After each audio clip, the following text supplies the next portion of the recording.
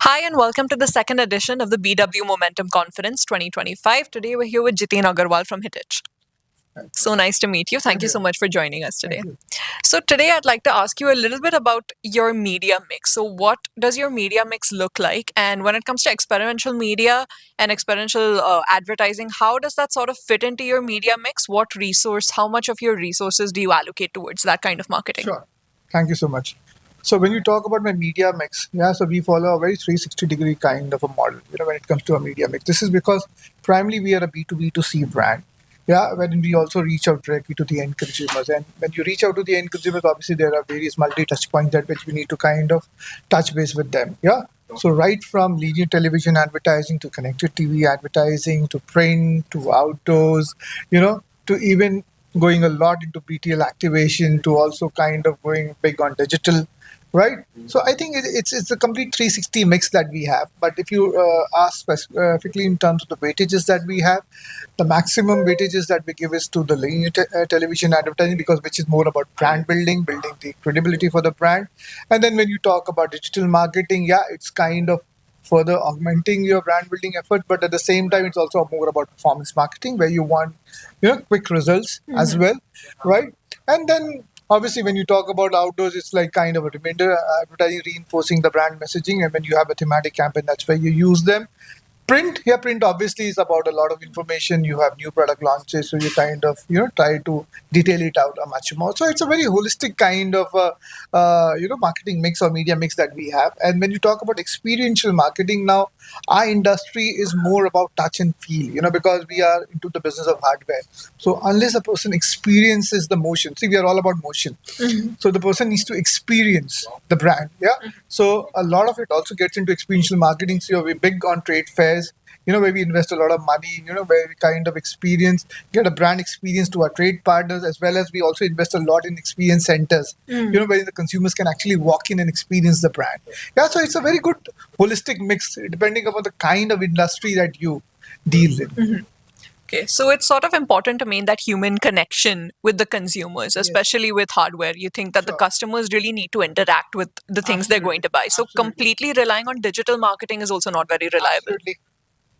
Absolutely. Yeah. You're perfectly correct when you say this, because I say we kind of have a very financial kind of an approach or hybrid kind of a marketing model, where you first kind of expose the consumer to what your product is all about. On digital, so fine, he explores, he browses, he understands the information, but at the end of the day, he needs to experience your brand, because usually the category of hardware is such that people don't understand it. When you just read about it, you need to experience it to see. So when I kind of, for example, move the drawer, how do I experience the soft close of the drawer, right? So when I move the sliding, what is a gentle push probably helps me kind of push the entire door of the wardrobe. Or for example, if I need to experience, say for example, there's a product called Fun Spin, you kind of just touch the product and it rotates. So for us, experiential marketing is extremely, extremely important. So when you say that, yes, digital is not enough, yes, digital is not enough, because obviously the consumer needs an experience of the brand. So more often than not is what we've seen, that the consumers kind of first get exposed to the brand messaging on whether digital or whether it's a linear TV, and then they walk into the experience center to experience the brand. Incredible. So the last thing I kind of want to touch on is generative AI, since it's a huge subject matter right now. And we're sort of seeing it being spoken about a lot, but we're not seeing it have a lot of visible impact in marketing campaigns. Now, specifically with regards to hardware and with Hettich, do you think there's a justification to being cautious about how you use AI in campaigns, or do you think there's a reason you're holding back from its full potential?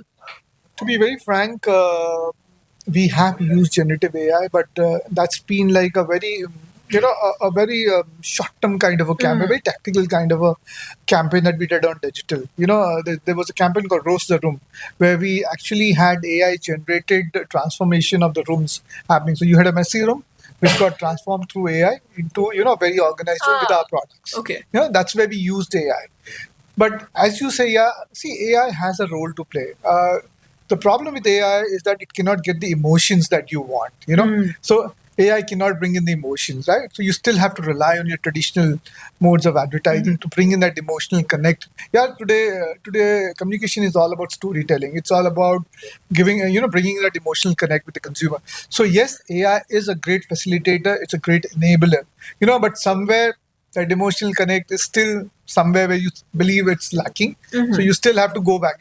Many a times you still use a hybrid model. You may have still some part of AI into your campaign, but you still need those, human figures, to bring in those emotions. Yeah. So I think what you're seeing today is probably a blend, of, humans and AI coming together, So that's how it's happening today. But I think I mean, the way AI is evolving today, I don't think the times are far when AI will also bring in that emotion today. So let me give you an example. For example, we've been doing a lot of our translations into vernaculars, and we've used, in fact, AI, to do the translation without taking into account the voiceover artist.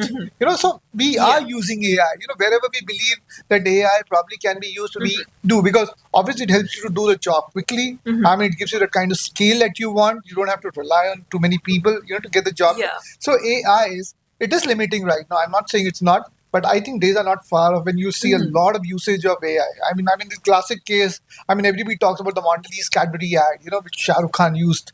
Where AI was used extensively to kind of build an entire campaign around it. So I think AI is evolving, and I think you'll see a lot of marketers embracing AI to a very large extent and to a very great extent into their entire communication and storytelling. Incredible. Okay, I think that was very insightful. I think our viewers will enjoy watching this a lot. Thank you so much for speaking with us today. Thank you so much for joining.